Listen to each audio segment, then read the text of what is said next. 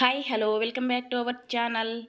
ఈ సండే స్పెషల్గా చేపల ఇగురు ఈ తీరుగా చేసుకున్నారంటే చాలా బాగుంటుందండి. రుచి అయితే అమోఘంగా ఉంటుంది.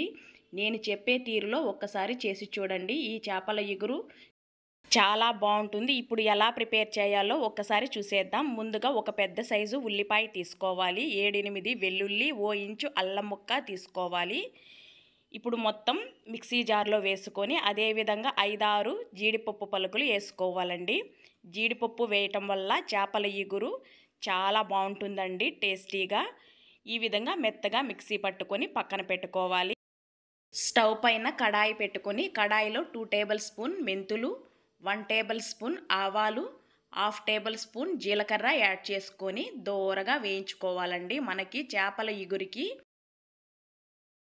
మెంతులు, ఆవాలు, జీలకర్ర పౌడర్ యాడ్ చేయటం వల్ల మంచి రుచి వస్తుందండి. ఇలా దోరగా వేయించి మెత్తగా మిక్సీ పట్టుకొని ఆ పౌడర్ని పక్కన తీసి పెట్టుకోవాలండి. ఇప్పుడు కడాయి పెట్టుకొని తగినంత ఆయిల్ యాడ్ చేసుకోవాలి. మనకి చేపల ఇగురికి కాస్త ఆయిల్ అనేది ఎక్కువగానే పడుతుందండి. అందులో 1/2 టేబుల్ స్పూన్ ఆవాలు, 1/2 టేబుల్ స్పూన్ జీలకర్ర యాడ్ చేసుకోవాలి. అదేవిధంగా 1/2 టేబుల్ స్పూన్ మెంతులు యాడ్ చేసుకోవాలి. ఇప్పుడు చిటపటలాడిన తరువాత ఒక పెద్ద సైజు ఉల్లిపాయ సన్నగా కట్ చేసి యాడ్ చేసుకోవాలి. 5-6 పచ్చిమిర్చి చీలికలు, ఓరెమ్మ కరివేపాకు వేసుకొని ఉల్లిపాయ కాస్త వేగితే సరిపోతుందండి. ఇలా కాస్త వేగిన తరువాత మనం ముందుగా మిక్సీ పట్టి ఉంచుకున్న మసాలా పేస్ట్ కూడా యాడ్ చేసుకొని మరొక్కసారి మొత్తం మిశ్రమాన్ని బాగా కలుపుకోవాలి. మనకి ఉల్లిపాయ అనేది కాస్త తక్కువగానే వేపుకోవాలండి. చేపల ఇగురు చేసేటప్పుడు ఉల్లిపాయ కాస్త కచ్చాబచ్చా వేగితేనే మంచి రుచి వస్తుందండి. ఇప్పుడు మన రుచికి సరిపడా సాల్ట్ యాడ్ చేసుకొని 1 టేబుల్ స్పూన్ పసుపు యాడ్ చేసుకొని మరొక్కసారి మసాలా మొత్తం కలుపుకోవాలి. ఫ్లేమ్ సిమ్లో పెట్టుకొని మూత పెట్టేసి మసాలా మొత్తం మంచిగా మగ్గే విధంగా చూసుకోవాలి. మధ్య మధ్యలో కలుపుతూ ఉండాలండి, అడుగు మాడకుండా. చక్కగా మనకి ఆయిల్ అనేది పైకి వచ్చే వరకు ఈ మసాలా మగ్గించుకోవాలి. ఇలా మగ్గిన తరువాత 2 టమోటాలు సన్నగా కట్ చేసి యాడ్ చేసుకోవాలి. ఖచ్చితంగా నేను ఏ తీరులో చేస్తున్నానో ఆ తీరులో ఒక్కసారి చేసి చూడండి. ఈ చేపల ఇగురు చాలా బాగుంటుందండి. చక్కగా టమోటా కూడా ఈ విధంగా మగ్గిపోవాలండి.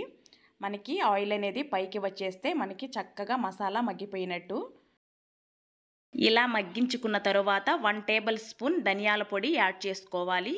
అదేవిధంగా 1 టేబుల్ స్పూన్ మిరియాల పొడి యాడ్ చేసుకోవాలి. మిరియాల పొడి యాడ్ చేయటం వల్ల మనకి చేపల ఇగురు నీసు వాసన రాకుండా ఉంటుందండి. ఇప్పుడు మన స్పైసీకి తగినంత కారం యాడ్ చేసుకొని ఒక 2 నిమిషాల పాటు కలిపేసి మూత పెట్టేసి మగ్గించుకోవాలండి. చూడండి, చక్కగా ఈ విధంగా మగ్గిన తరువాత మనం ముందుగానే శుభ్రపరచుకున్న చేప ముక్కలు కూడా యాడ్ చేసుకోవాలండి. ఒకవైపు కొద్దిసేపు ఉడికించుకున్న తర్వాత రెండో వైపుకి సున్నితంగా టర్న్ చేసుకోవాలండి. చేప ముక్క విరగకుండా చూసుకోవాలి. ఇలా టర్న్ చేసుకున్న తర్వాత చిన్న సైజు నిమ్మకాయంత చింతపండు కడిగి శుభ్రపరచుకొని నానబెట్టి గుజ్జు తీసి ఉంచుకో ఉండాలండి. ఇప్పుడు ఆ గుజ్జుని కూడా ఈ చేప ఇగురులో యాడ్ చేసుకోవాలి. మీరు చింతపండు గుజ్జు యాడ్ చేయకపోతే అస్సలు తినలేరండి. చేప ఇగురు అనేది బాగా నీసువాసన అనేది వస్తుంది. కాస్త చింతపండు గుజ్జు యాడ్ చేసుకొని మరొక్కసారి మొత్తం మిశ్రమాన్ని కలియబెట్టేసి మూత పెట్టేసి ఒక 2 నిమిషాల పాటు ఉడికించుకున్నామంటే మనకి చేప ముక్క చక్కగా ఉడికిపోతుందండి. ఇలా ఉడికిన తరువాత మనం ముందుగానే మిక్సీ పట్టి ఉంచుకున్న మెంతులు, ఆవాలు, జీలకర్ర పౌడర్ని ఒక 1/2 టేబుల్ స్పూన్ వరకు యాడ్ చేసుకోవాలి.